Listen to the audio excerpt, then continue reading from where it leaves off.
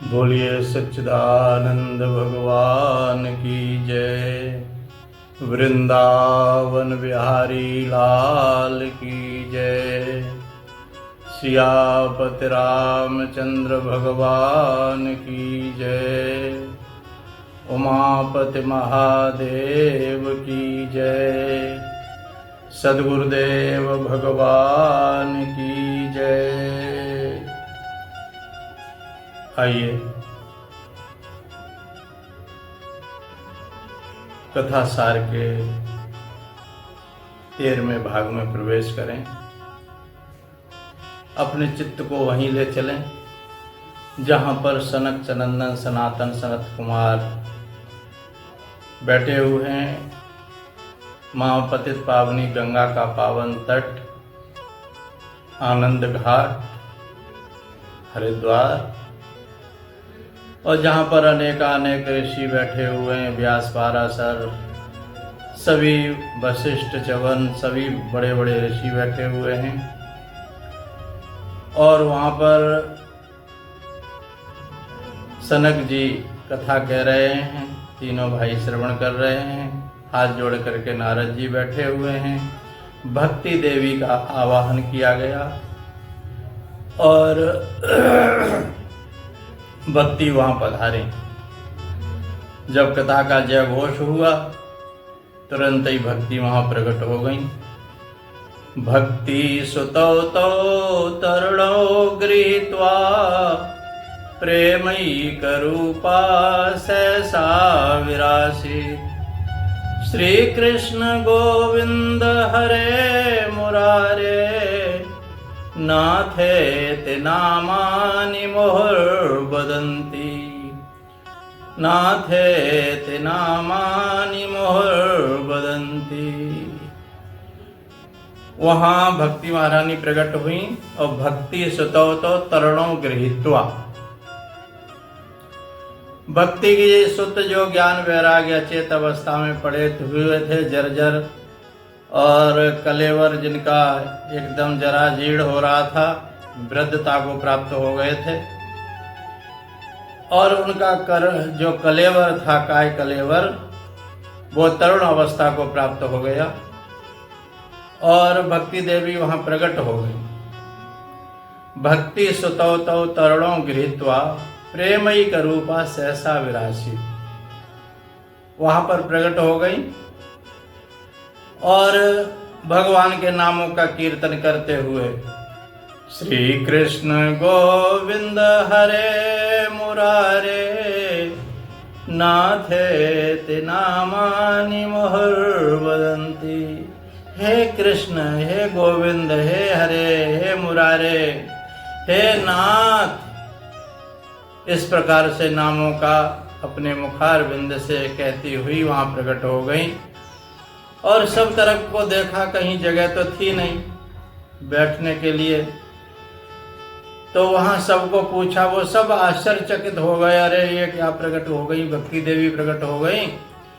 और भक्ति देवी ने कहा, क्वा हम तो तिष्ठामि अधुना ब्रवन्तु, मुझे बताओ मैं कहाँ पर ठहरूं, कहाँ पर बैठूं। तो सबने विचार करके कहा, निरंतर वैष्णव मानसानी। हे देवी, अब जिनके शुद्ध अंतःकरण हैं, जिनकी वासनाएं और अभिप्साएं खत्म हो गई हैं, आप निरंतर उनके वैष्णवों के और मन में आप विराजित हो जाइए, अंतःकरण में विराजित हो जाइए, यही तुम्हारी जगह है। तो देखो, भगवान की जो भक्ति है वो हमेशा भक्तों के हृदय में विराजित है। और जहाँ विराजमान हो जाती है, क्योंकि उसे बताया गया कि यही तुम्हारी जगह है। कहते हैं, सकल भुवन मध्य निर्धनास्ते धन्या निवसति हृदय शाम श्री हरेर भक्तिरेका। हरिरपि निज लोकम सर्वथा तो विहाय प्रवसति हृदय तेषां भक्ति सूत्रोपनद्धा। सगल कहते हैं कौन सुखी है इस संसार में? कौन जिसके पास बहुत ज्यादा धन है वो सुखी है, जिसके पास बहुत बड़ा परिवार है वो सुखी होगा, जिसके पास कोठी बंगले कार हैं वो सुखी होगा? बोले कोई सुखी नहीं है। कोई तन दुखी, कोई मन दुखी, कोई धन बिन रहत उदास, थोड़े थोड़े सब दुखी। सुखी कौन है? बोले राम के दास। जिनके जीवन में भगवान का भजन आ गया है वही सुखी है। वो कोठी भी सुख दे सकती है अगर भगवान के नाम का कीर्तन उसमें होता है। वो धन भी सुख दे सकता है अगर उसमें से कुछ अंश भगवान को समर्पित कर दिया जाता है। वो तन भी सुख दे सकता है अगर उस तन को भगवान की सेवा में लगा दिया जाता है, समाज की सेवा में लगा दिया जाता है, और अपने उत्थान के लिए उस शरीर से हम भगवान को प्राप्ति के साधन में जुट जाते हैं, तो वो तन भी हमें सुख देता है। लेकिन तो रोगी पड़े हैं लोग, दुखी ही हैं। और एक जिसके जीवन में साधन आ गया है, भजन आ गया है, वो रोगी भी सुखी हो जाता है। सकल भुवन मध्य निर्धनास्ते पे धन्य। एक फूस की झोपड़ी में रहने वाला व्यक्ति भी सुखी हो सकता है, क्योंकि आप जो गंगा किनारे फूस की झोपड़ी बना करके रह रहे महात्माओं से जरा पूछो जाकर के, उनके चेहरे चित्त से बता देंगे कि ये सुखी है। और एक करोड़पति के पास भी जाकर के पूछा जाए कि आप सुखी हो, तो कहेगा सब कुछ है महाराज, लेकिन सुखी तो नहीं हूं। हमेशा मेरा चित्त चलायमान ही रहता है, सुखी नहीं। लेकिन सुखी कौन है? निर्धन भी सुखी है। क्यों? कि निवसत हृदय तेषाम श्री हरेर भक्ति रेखा। जिसके हृदय में हरि की जो प्रिया है, भक्ति त्वम प्रिया तस्य, भक्ति जो प्रिया है भगवान की, जिनके हृदय में विराजित रहती हैं, वो सुखी है। क्यों सुखी है? बोले हरिरपि निज लोकम। हरि भी अपने निज लोक को त्याग करके, विहाय त्याग करके, और प्रवशत हृदय तेषाम, तेषाम माने उनके, जिनके हृदय में भक्ति विराज गई है, आकर प्रवशत हृदय तेषाम भक्ति सूत्रोपनद्धा। भक्ति रूपी सूत्र से बंधे हुए भगवान और आकर के उस हृदय में प्रवेश कर जाते हैं, प्रवेशित हो जाते हैं। क्यों? कि जहां प्रिय पत्नी अगर चली जाए घर छोड़ करके कहीं, तो पति भी रह नहीं पाता, उसके पीछे पीछे वो भी चला जाता है वहीं पर। इसी तरह से प्रिय हैं भक्ति भगवान की, जहां पहुंच जाती हैं, चाहे झोपड़ी में चली जाएं, चाहे महलों में चली जाएं, और चाहे कहीं भी चली जाएं, वहां भगवान भी रुक नहीं पाते अपने निज लोक को छोड़ करके, और उसमें भक्ति रूपी सूत्र में बंध के, भक्ति रूपी प्रेम में बंध करके, और भगवान भी वहीं पहुंच जाते हैं, वहीं पहुंच जाते हैं। तो ये भक्ति रूपी सूत्र ऐसा है, भगवान स्वयं कहते हैं अजितोपि, मैं अजित हूं, मुझे कोई जीत नहीं सकता। अजितोपि जितो हम, जीत लिया गया हूं फिर भी। और मैं अजितोपि जितो हम, और बंधोस्मि, मैं बंधन में आ गया हूं। बोले क्यों बंधन में आ गए? बोले भक्ति सूत्रोपनद्धा, भक्ति रूपी सूत्र में, प्रेम रूपी सूत्र में, और मैं बंध जाता हूं।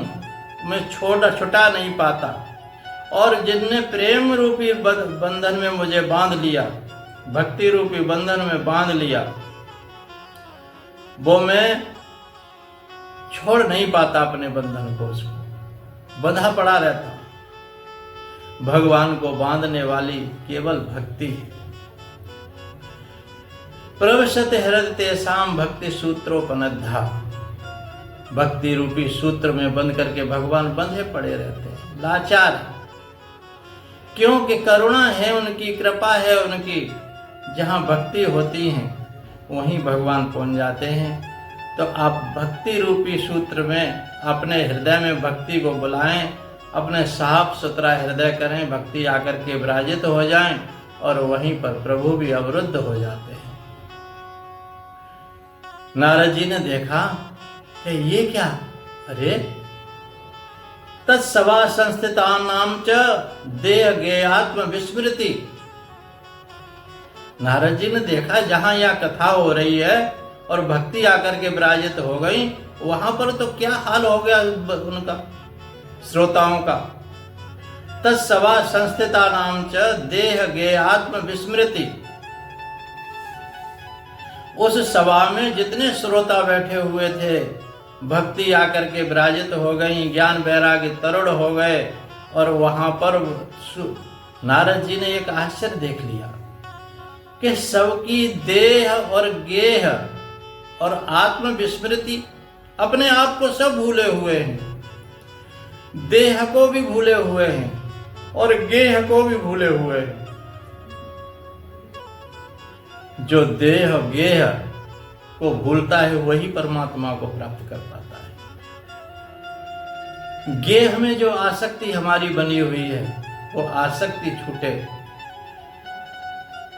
और देह में आसक्ति बनी हुई है, तादात्म्य में बना हुआ है, वो देह का तादात्म्य छूटे। देह का और गेह का ये हमें परमात्मा की तरफ नहीं बढ़ने देते, देह गेह की आसक्ति। और देखिए, आसक्ति छोड़ करके अगर कोई ये कहे कि हमें जंगल में जाकर के आसक्ति छूट जाएगी देह की, तो देह तो जहां जाओगे वहां तुम्हारे साथ ही जाएगी। और देह गेह की आसक्ति जब छूटती है, अपने स्वस्वरूप में आप स्थित होते हैं, तब आप जब इस शरीर के जो निर्मित हुई है शरीर, उसकी क्रिया को जान लेते हैं, पंच भौतिक शरीर को जान लेते हैं, ये पंच भौतिक है, पंच तत्वों से बना है और पंच तत्वों में ही मिल जाने वाला है, और मैं अविनाशी हूं। अब जब इतना बोध अगर किसी को हो जाए, चाहे सत्संग से हो, चाहे साधना से हो, चाहे गुरु कृपा से हो, चाहे प्रभु कृपा से हो, जब जिस दिन इतना बोध हो जाएगा, उसी दिन गेह और देह की आसक्ति छूट जाएगी। चाहे वो घर में रहे, चाहे वन में रहे, चाहे कहीं भी रहे, उसे कोई फर्क नहीं पड़ेगा। बस इतना जान लो, जो ये शरीर है एक साधन है, और साधन को हमें स्वच्छ और स्वस्थ रखना हमारा धर्म है, क्योंकि साधन के बिना कोई कार्य की सिद्धि नहीं होती। परमात्मा की प्राप्ति का यही साधन है। इसलिए इस शरीर को भी स्वस्थ और स्वस्थ, स्वच्छ और स्वस्थ, ये दोनों चीजें हमें इस शरीर को रखनी है, और तभी परमात्मा की प्राप्ति हो सकती है। इतना ही कह करके वाणी को विराम। बोलिए सच्चिदानंद भगवान की जय। जय जय श्री राधे, जय जय श्री राधे, जय जय श्री राधे श्याम।